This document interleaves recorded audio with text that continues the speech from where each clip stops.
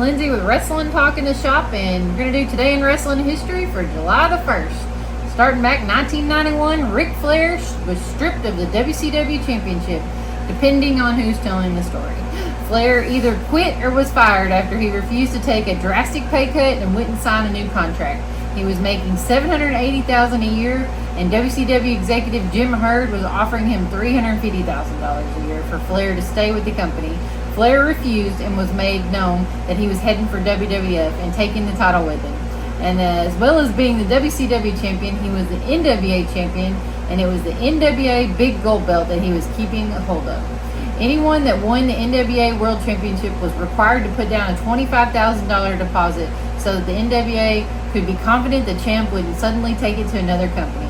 In exchange, their deposit plus any interest accrued over the title reign would be returned to them when they lost the title. Therefore, Flair said the belt technically belonged to him, so he mailed it to Vince McMahon and began to be shown on WWF television by Bobby the Brain Heenan, teasing the arrival of the Nature Boy Ric Flair.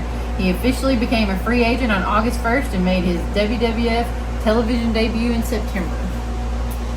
And then in 1995, ECW Hardcore Heaven took place in the ECW arena. We've got Snot Dudley and Dudley defeated the Pitbulls 1 and 2. Dino Sendoff and Don Allen fought Chad Austin and the Broad Street Bully with a no contest. Too Cold Scorpio defeated Taz. Raven and Stevie Richards defeated Tommy Dreamer and Luna Vachon to retain the ECW World Tag Team Championship belts. In a Taipei death match, Axel Rotten defeated Ian Rotten. The Sandman retained the ECW World Heavyweight Championship against Cactus Jack and Public Enemy. Rocco Rock and Johnny Grunge defeated the Gangstas, New Jack, and Mustafa Saad. And then in 1999, WWF announced at their website that they've signed Chris Jericho to a multi-year deal, and he would go on to make his debut the next month by interrupting a promo by The Rock. And then couldn't ask for a better debut as Chris Jericho got. He was Y2J. Yeah, during that whole Y2K. Yep. That was a big deal for people who didn't live through it. The Y2K, I remember. Yeah, we thought the end of the world was coming. Yeah. Like, no joke. We were scared. I remember my mom stocked up on water. Like, we had water forever. Anyways, we did drink it though. Anyway, in 2002, WWE Monday Night Raw was held in Manchester, New Hampshire. The main event of the show saw The Undertaker retain the WWE Undisputed Championship in a ladder match against Jeff Hardy. The end of the match came about when The Undertaker chokeslammed Hardy off the top of the ladder and pulled down the title to get the win. After the match, Jeff wouldn't stay down, so Taker got back in the ring with him for the last ride powerbomb, and The Undertaker rode his motorbike up the ramp. Hardy got on the mic and said, "You haven't broken me, I'm still standing." And this prompted the dead man to get back in the ring once more. Instead of beating Hardy again, he raised his hand in a sign of respect. 10 years later, and lead up to Raw's 1000th show, this match will be voted as the 5th best match in the history of Monday Night Raw. In 2003, the taping of WWE SmackDown in Rochester, New York, the world's greatest tag team, Shelton Benjamin and Charlie Haas, defeated Eddie Guerrero and Tahiri to become the Tajiri, sorry. Yeah. Oh, you're all right. To become the WWE Tag Team Champions. And let's see. Hey, Ric Flair, he would go on to win the Royal Rumble and become the WWF champion in 1992. But anyway, go ahead. I'm just telling. And let's see.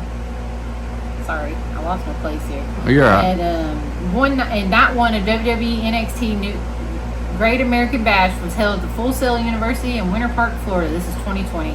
Tegan Nox outlasted Candice LeRae, Dakota Kai, and Mia Yim in a fatal four-way elimination match, become the #1 contender for the NXT Women's Championship. Timothy Thatcher defeated Oni Lorcan by submission. Rhea Ripley defeated Aaliyah and Robert Stone by submission in an intergender handicap match, making them both tap out at the same time. Dexter Lumis defeated Roderick Strong with a silent submission in a strap match, and Io Shirai defeated Sasha Banks by pinfall after hitting her with a moonsault. What year was that? This 2020. Okay, Sasha Banks was in NXT then? Yeah. Maybe she went back. Yeah, I probably should just went back. Yeah. Anyway, night 2 of the NXT is for a pay-per-view. Oh, okay. Next, no, it's like NXT a TV Great special. American Bash was taped at Full Sail, plus that was during COVID too. Oh, okay, yeah. Anyway, Night 2, we got Tony Nese defeated Leon Ruff. Candice LeRae defeated Mia Yim in a street fight. Bronson Reed defeated Tony Nese after hitting him with a Superfly Splash to get the pin. Johnny Gargano defeated Isaiah Swerve Scott by pinfall. Legado del Fantasma and defeated Drake Maverick and Breezango in a 6-man tag team match, with Escobar getting the pin on Maverick. Mercedes Martinez defeated Santana Garrett in less than 3 minutes. And the NXT North American champion Keith Lee defeated Adam Cole in a winner-takes-all to become the double champion. Oh, I remember that. Yeah. I remember watching that because he dedicated it to Killer Tim Brooks, who recently passed away. All right. And then sometimes you just need little things to jog your memory. Yeah. Yeah, we only watch wrestling all the time. Right. Anyway, 2020, night 1 of AEW Dynamite Fighter Fest was held at Daly's Place in Jacksonville, Florida. It was originally supposed to take place at Wembley, but due to COVID, they had to change it. Huh. So I don't ever remember hearing anything about it taking place at Wembley. But anyway, go ahead. It was supposed to. Yeah. Anyway, so they had Who knew that? They had it the whole place. Jurassic Express, Jungle Boy, and Luchasaurus with Marco Stunt defeated MJF and Wardlow, with Luchasaurus getting the pinfall on Wardlow. Akira Shido defeated Penelope Ford to retain the AEW Women's World Championship.